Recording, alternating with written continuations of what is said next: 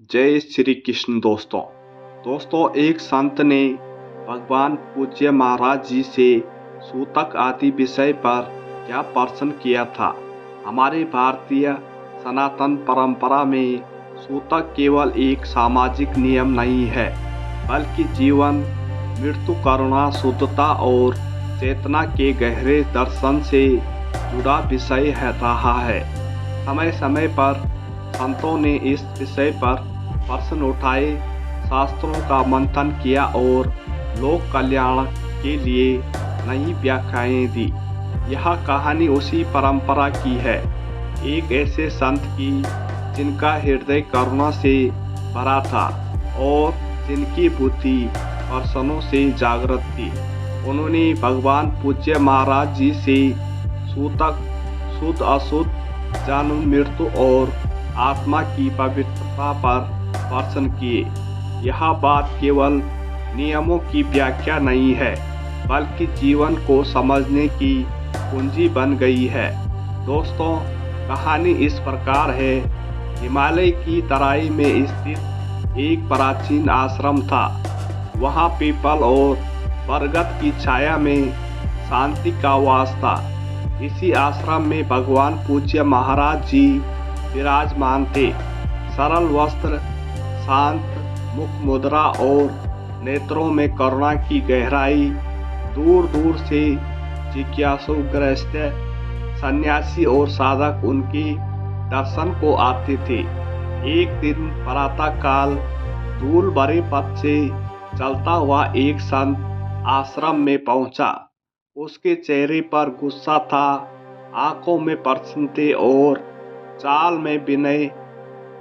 उसने दंडवत प्रणाम किया और मौन होकर बैठ गया।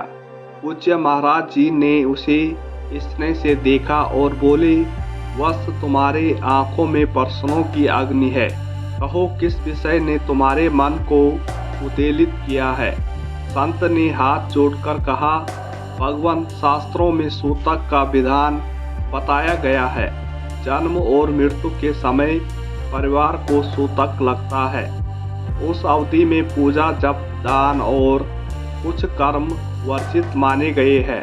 परंतु मेरा प्रश्न यह है कि यदि आत्मा नित्य शुद्ध है, अविनाशी है, तो फिर शरीर से जुड़ी घटनाओं के कारण सूतक क्यों? क्या यह नियम आत्मा पर लागू होता है या केवल देह और समाज पर? आश्रम में सन्नाटा छा गया। उपस्थित शिष्य भी कान लगाकर सुनने लगे। पूज्य महाराज जी ने मंद मुस्कान के साथ उत्तर देना आरंभ किया। वत्स, महाराज जी बोले, तुम्हारा प्रश्न अत्यंत सूक्ष्म है। शास्त्रों का उद्देश्य नियम बनाना नहीं, बल्कि मनुष्य को विवेक देना है। सूतक आत्मा के लिए नहीं, मन और समाज के लिए है। जन्म और मृत्यु ऐसे क्षण है जब मनुष्य का चित्त अत्यंत भावुक, विचलित और अस्थिर होता है। सूतक का विधान उस काल में ब्रह्मक कर्मों को रोककर अंतमुखी होने का अवसर देता है। उन्होंने आगे कहा, जब घर में जन्म होता है तो आनंद की अधिकता से मन उछलता है। जब मृत्यु होती है तो शोक से मन टूटता है। दोनों अवस्थाओं में मन स्थिर नहीं रहता। पूजा और जप के लिए स्थिरता आवश्यक है, इसलिए सूतक मन की शुद्धता के लिए नहीं लिए है, आत्मा की नहीं। संत ने पुनः प्रश्न किया, भगवान, यदि सूतक मन की अवस्था से जुड़ा है तो क्या सभी पर समान रूप से लागू होना चाहिए? क्यों केवल परिवार पर और क्यों अलग अलग अवधि? पूज्य महाराज जी ने उत्तर दिया, वत्स, शास्त्रों ने मनुष्य की संवेदनशीलता को ध्यान में रखकर नियम बनाए। परिवार वह वृत्त है जहाँ भावनाओं का प्रभाव सबसे अधिक होता है, इसलिए सूतक का विधान उसी पर केंद्रित है। अवधि भी इसलिए भिन्न है क्योंकि प्रत्येक संबंध की गहराई अलग होती है। उन्होंने उदाहरण दिया, जैसे माता पिता संतान या जीवन साथी के निधन पर शोक अधिक होता है, वैसे दूर के संबंध में कम शास्त्र मनुष्य की मनोवृत्ति को समझते हैं। इसलिए अवधि का भेद है। संत ने कहा, महाराज, समाज में सूतक को अशुद्धता मान लिया गया है। लोग सूतक वाले को छूने से बचते हैं। क्या यह उचित है? महाराज जी गंभीर हो गए, बोले, यह शास्त्र की विकृति व्याख्या है। सूतक अशुद्धता नहीं, संवेदनशीलता का काल है। किसी को अलग थलग करना, अपमानित करना या अछूत जैसा व्यवहार करना अधर्म है। शास्त्र करुणा सिखाती है, दूरी नहीं। उन्होंने आगे कहा, जो व्यक्ति शोक में है उसे सहारे की आवश्यकता है, तिरस्कार की नहीं। सूतक का अर्थ है उस समय उसे कर्मकांड की अपेक्षा न करो, उसे भावनात्मक विश्राम दो। संत ने आत्मा के संदर्भ में पूछा, यदि कोई ज्ञानी आत्मा की नित्य शुद्धता में स्थित है तो क्या उसके सूतक का पालन करना चाहिए?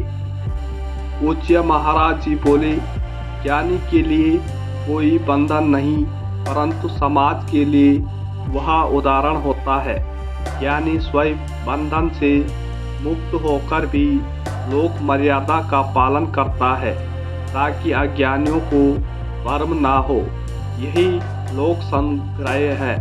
महाराज जी ने कथा सुनाई, एक बार एक गांव में महामारी फैली, अनेक घरों में मृत्यु हुई। लोग सूतक के भय से एक दूसरे की सहायता से पीछे हटने लगे। तब एक संत ने कहा, यदि करुणा ही छोड़ दी तो सूतक किस काम का?